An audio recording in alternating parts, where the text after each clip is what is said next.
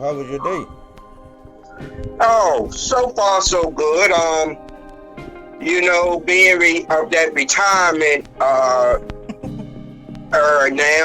my days are kind of slow pace. I don't have a whole lot planned for the day, no more than to take it easy.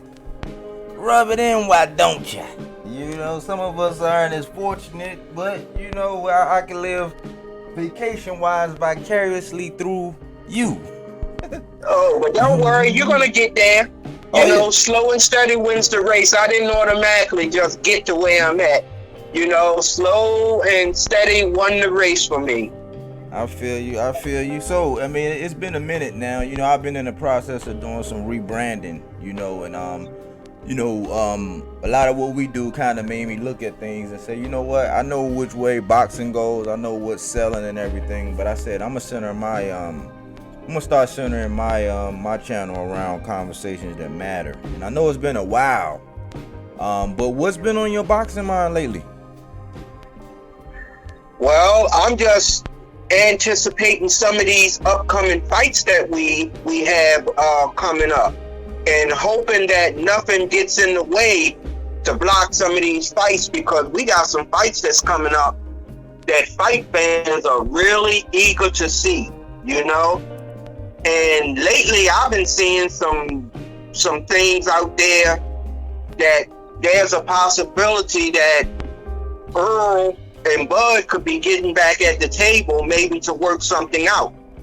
And I've been seeing things that it looks like it's a possibility that the Thurman fight could be on hold if they can work out something with Crawford and Spence. However, I'm not going to put a whole lot into that, because it's almost like, that train came and left the station. So to try to revisit that right now, I don't know. It seemed like it just might be a waste of time and a buildup of enthusiasm just for it to fall flat again. So, I have to just wait and see. That's the common theme song when I think about that. Why do you build me up, buttercup baby, just to let me down? So I try not to get too, we talked about it. I think I said it when we were talking. I said, man, maybe we'll get something where they working out private, because I've seen something to where Bud got his feathers ruffled, and they say hit dogs holler, and he has shouted out your guy Fanon, and he has shouted out a gentleman by the name of Boxing Ego, and he basically had some things to say about them, and he targeted them in his tweet, basically saying that they should just basically be quiet and then worry about themselves, and this and this and that. And so to me it seems like he's had time, and there's some people that are relentless. I had my goals at it and everything, and I just said, you know what, I'm not really the bullying type. I'll touch on it, but that's why I spread diversity on the channel, so I'm not stuck on just one fighter, or just two fighters fighting each other. I try to branch out and look at all of the talent and try to give them talent evenly. But with this fight being so, it's a pivotal fight. This is a coming of age fight, that is right on the threshold. And I think Bud finally realizes that, hey man, maybe I was wrong. So part of me is saying, hey Bud, good job for, if you are negotiating in private and y'all all gonna work this out, work it out, because we still want the fight. I'm just over it. I'm not gonna get too emotionally involved. And like you said, I heard what you also said about it, in that they saying that they're negotiating, and that the Thurman would be like basically a one in the clip, basically on standby if something were to fall through, and they're gonna go ahead and go through that. And something was leaked out about a possibility in June, but here we are. We're not even at the total end of February. We're getting there, but that's not till June. and it's already taken up a lot of the, you know, I just was talking about earlier. I said, man, the conversation around Bud and Spence is almost as toxic as the Wilder Fury conversation. It's almost as toxic as the, well, even though I don't think the Tank and Devin is that toxic, but it's along those lines to where the longer the fight is not, you know, doesn't go down, the worse the conversation gets, because it's like, I mean, fans are daggone there about ready to kill each other over this fight. You know, so I'm kind of exhausted about it. I know you were kind of exhausted about it. We were kind of over it. So hopefully them guys can work it out. You know? Well, if these guys can work this out, okay, what I'm saying is that if Crawford can work something out and they can meet at 147, this is the last opportunity to make this fight happen at 147. Because if this fight isn't made and it does not come off around the June term, and let's say, for example, Spence does fight Thurman at 154, I do not believe that Spence will come back down to 147. So the move to have this fight at 147 is now or never. Because if it doesn't happen now, then Bud would be forced more than likely to move to 154 before this fight will actually become a reality. So I don't know if, you know, 154 is right now. It can't be something in the future, because I don't think Earl Spence's body is going to allow him to keep starving himself down to try to make this 147 when he's been so adamant about moving to 154. Yeah, and for the boxing purists, a lot of boxing purists, I can't help but think that Earl actually hurt a lot of the boxing purists. Like, for me, it kind of don't matter. Like, it kind of don't matter as long as they fight. Like, if they had to, it kind of don't matter. But the boxing purists and a lot of people were saying, look, man, they wanted to know who were the best at 147. And, you know, I think that Earl moving to 54 would be like a different chapter. You know, that, you know, closing a book on 47 and open up a new chapter and what is Earl at 54, and kind of mixing them, you know, for the boxing purists, it don't sit well. So I can't help but think that Earl was like, look, man, let's try to do this. But if you recall, Earl, before the last negotiation, he said, look, this time around, I'm not negotiating this fight in public. So that's why we hadn't really heard from Earl, and I respect that. And hopefully Bud does the same thing. You know, and they just get it done. You know, like I said before, I think it was on one of the last episodes, probably the second to last episode, I said maybe they're negotiating behind closed doors and we'll get a late breaking news. You know what I'm saying? A deal has been struck, because the boxing can't move on from it right now. It's no matter how people try, it's always the topic of discussion. You know? Yeah, of course it is, because this fight isn't just something that came about. This fight has been in the making for years. Yeah, it has. I know I've been sending you some things, and I think one of the other bigger fights that I think is kind of bigger than what people are giving credit for is the Caleb Plant and the David Benavidez. Yeah, that's gonna be a good one. And see, that's one of the fights that, you know, I was alluding to, that, you know, we got these fights coming up, and that's one of them that, you know, I hope does not fall through, and that these two guys fight. Also on that list is the Tank and the Ryan Garcia fight. I want to see that. I want to see Fulton and Inoue. We got some good fights that are coming up, and hopefully nothing will get in the way to derail these fights, because these are fights that, you know, it's gonna make the fan of boxing happy. Yeah, those are fights that will fix boxing. I mean, if we get those fights this year, Even if you say no more and we get those fights that you just talked about, I would be a happy camper. It's like, okay, well, shoot, we'll be getting spoiled. If we get all of that this year, we will be spoiled. You know what I'm saying? In the grand scheme of things, because those are fights that move the needle. Those are fights that really like shape and form divisions. We talking about divisional landmark fights. And meanwhile, we got Canelo getting ready to fight John Ryder. You know, and Bivol is actually, they saying that Bivol and Beterbiev are actually in talks. So I was like, yeah, because I didn't want Bivol to, I kind of wanted Bivol to kind of establish his own legacy and stick to his own legacy. That was my whole thing. It's like, you know, you can get your undisputed, but forge your stuff by yourself so you're not always going to be linked to that Canelo piece. Because I think, you know, cowardly enough, a lot of content creators, a lot of fans, you know, now they're coming out and having all these talks and all this tough talk for Canelo. And I'm like, where were y'all when I was standing in the gap, like waving the sign saying, man, look at this mallard duck. You know what I'm saying? Where were y'all at? You know, but now they're saying, look, this dude been ducking, he's moving, he's, you know, it's always something. I'm like, well, I've been saying that.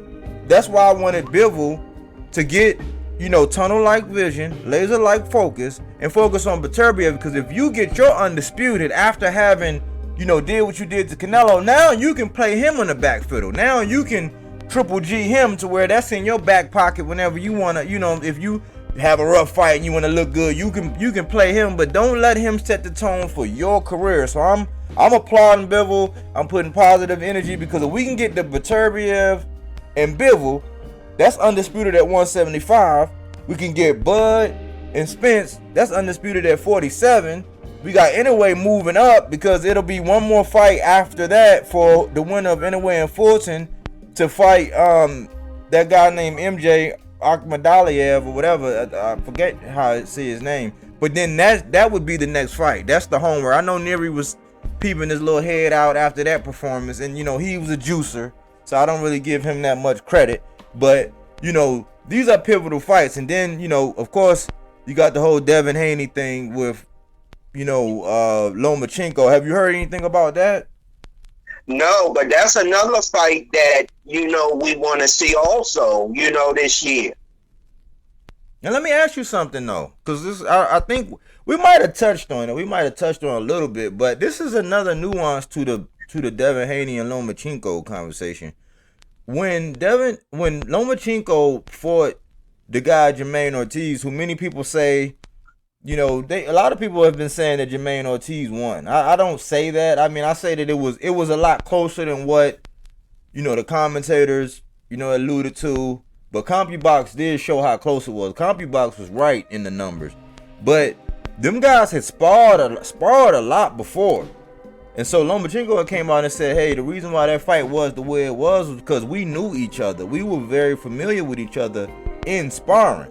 Now here we go, you know, after the fight, and we see the picture, because even when I was doing my little slides and my little thumbnails, you can see how much bigger. It's like Boots looking at Loma. That's what it's like, you know, when you look at the picture and the imagery, like even now. But they don't have a sparring history. So Loma is basically saying this is going to look totally different. It's like, well, he's never sparred me before. It's like, yeah, you can see it all you want on film. How much of that do you think is going to be a factor in this fight? Well, when you have a seasoned professional like Lomachenko, all right, the biggest thing I think that maybe hindered his performance from what we are used to seeing is the inactivity that he had. And, you know, inactivity sometimes can put you in a situation where you come in and you're not as polished, and your timing isn't what we are normal of seeing you. Right. So the inactivity, and plus he's getting older, you know, it's a possibility. We have already seen the best of Lomachenko. I don't know if he's gonna get better, you know, because, you know, time has lapsed, and you know, that's one of the biggest enemies of a fighter, you know, is father time and inactivity. So we have to just wait and see what he looks like in his next fight. I mean, could he reestablish the old Lomachenko? It's a possibility. But we saw that with Triple G. In the last fight that Triple G had with Canelo, we could see that this was no longer the Triple G that we once knew. And I don't think we'll ever see that Triple G again. So for Lomachenko, you know, has his best days passed him?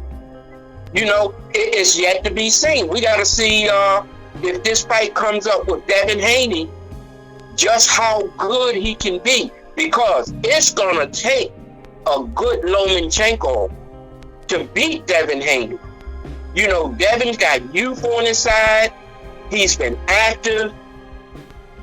And I don't know if Lomachenko can just step up for the occasion, but we have to just wait and see.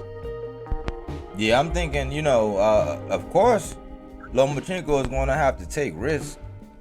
You know, I can't recall Devin Haney against a southpaw. I don't remember Devin Haney against a southpaw.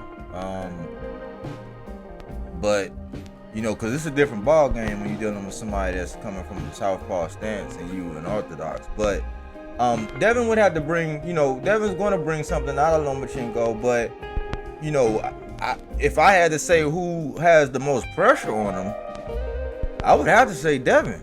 Because, believe it or not, Bob wants Shakur to fight the winner. And it's either, you know, if Devin wins, he's going to want Shakur to fight Devin. Right? If Haney wins, he's going to want Shakur to fight Haney. But, I mean, he's going to want Shakur to fight Loma if Loma wins. But, if Devin wins, he's going to be forced with a decision to be able to either face Shakur or move to 140. And so I think it's not only what's looming right now, because everybody's trying to give him, like, basically saying this is a victory lap tour. I'm like, man, man, you can't overlook a guy like this. And again, there's no sparring history.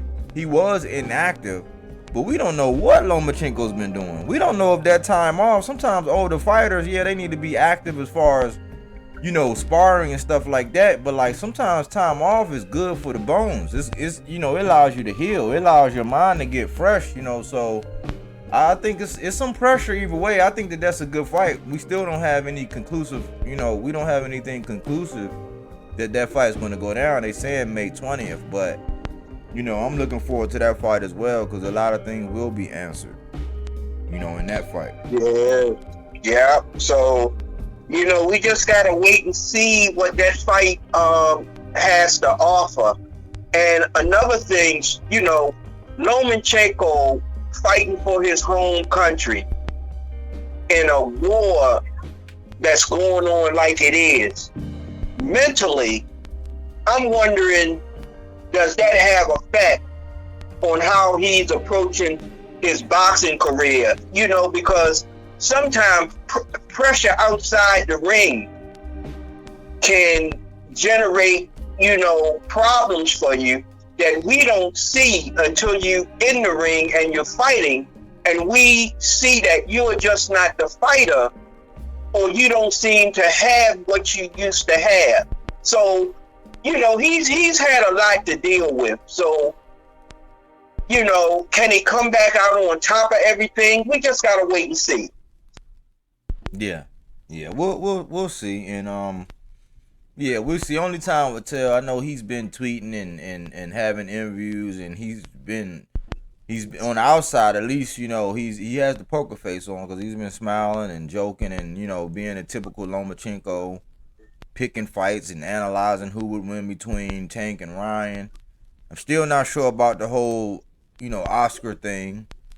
You know, well, I did get some information, and basically what was said was that Golden Boy is at the mercy of making the big fights because the zone, the platform in which they fight on, they pretty much gave, you know, the precedence to Matchroom, which is Eddie Hearn and them, and the Misfits, that novelty boxing, these novelty boxers, these YouTubers or whatever, because those been the ones that's been making the money.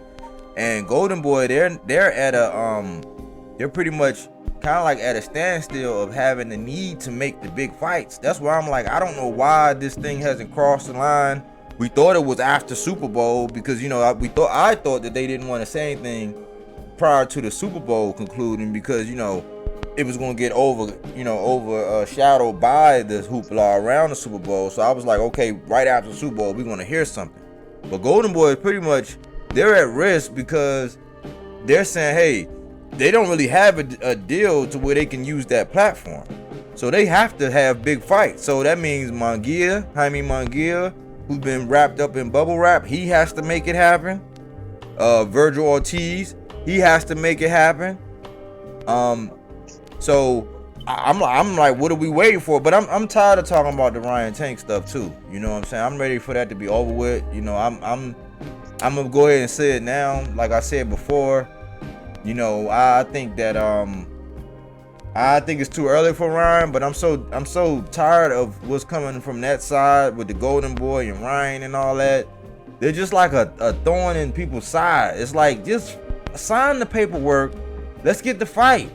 Let's see Ryan go off and do what he gonna do. It's either bang or bust for him.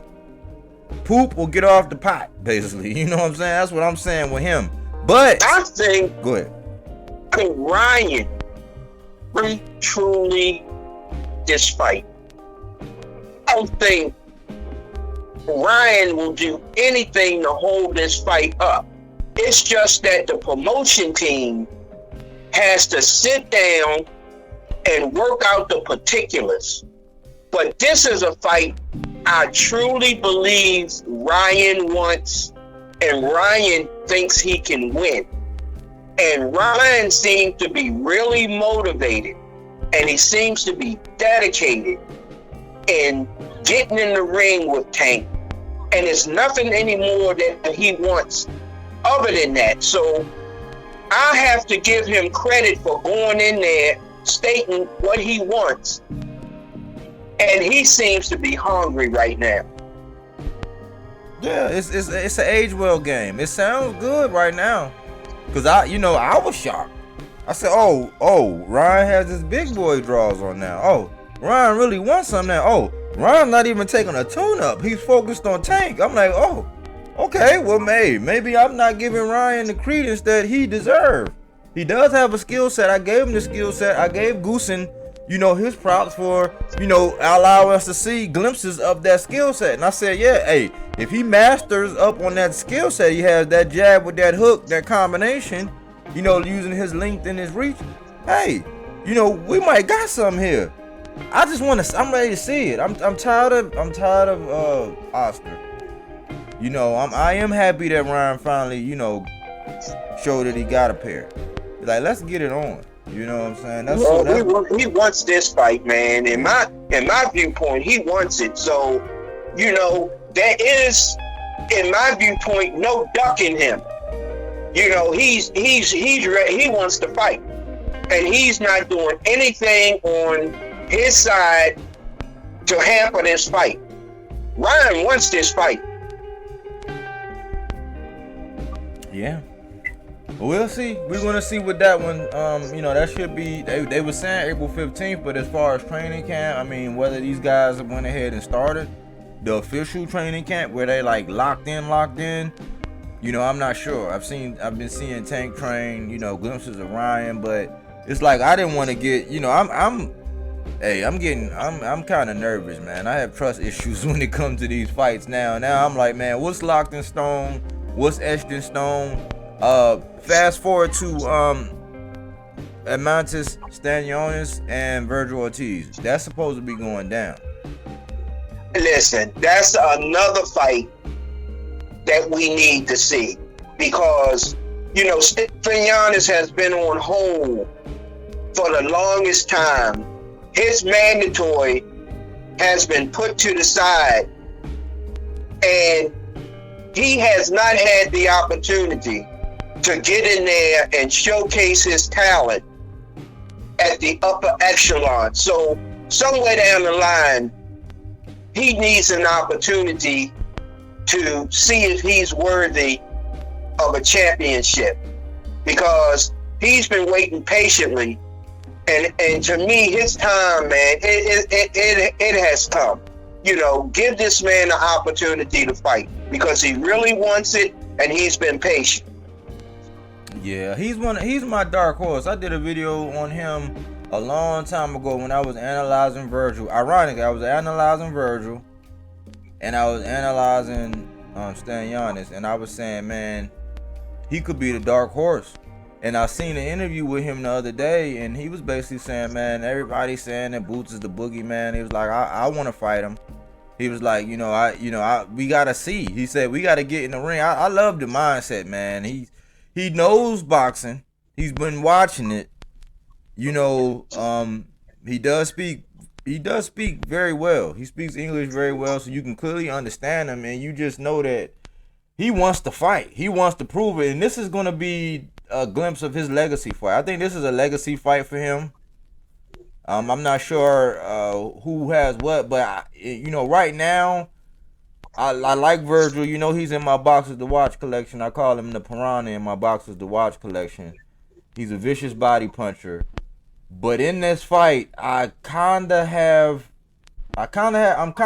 it to Stanionis right now. I'm edging it only because of that weight thing that Virgil had, and then seeing him with that guy McKinson. And McKinson is not, to me, he's not a killer. But that guy Beterbiev, what I seen him do to Jamal James, and then what I seen Amonte Stanionis do to him, and Amonte Stanionis was fighting with a hurt hand that fight. And I didn't know that. I was like, oh man, so he couldn't even hit as hard as he wanted to. So I'm kind of edging it to Stanionis. It's not an easy feat. But right now, that's who I have right now, even though I got mad respect and a lot of love for both of them, man. I think that's a marquee fight, man. That's just another one that, when that go down, man, we're going to be spoiled. Yeah. The only shame in this fight that it's not for a title. Yeah.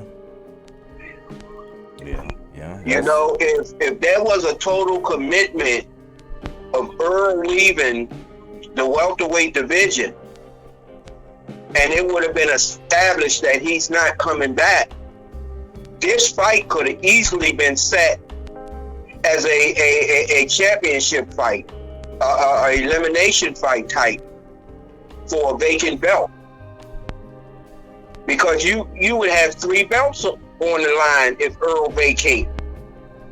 So you would be looking at some fights to establish some new champions, and these two would be worthy of trying to fulfill those vacant belts. Right.